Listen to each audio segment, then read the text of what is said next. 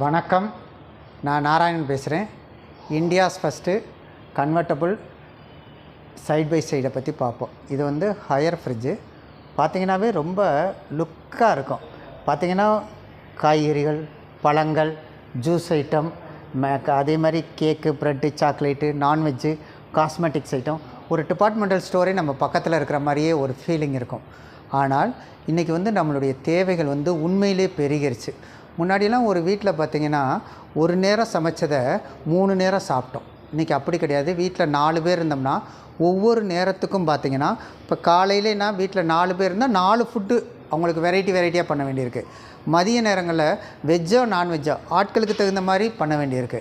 Night tiffin அதே மாதிரி ஆட்களுக்கு தகுந்த மாதிரி நம்ம செய்ய வேண்டியது இருக்குது. இது போக வயசுக்கு தகுந்த மாதிரி இன்றைக்கி ஃபுட்டு தயாரிக்க வேண்டிய ஒரு சூழ்நிலை.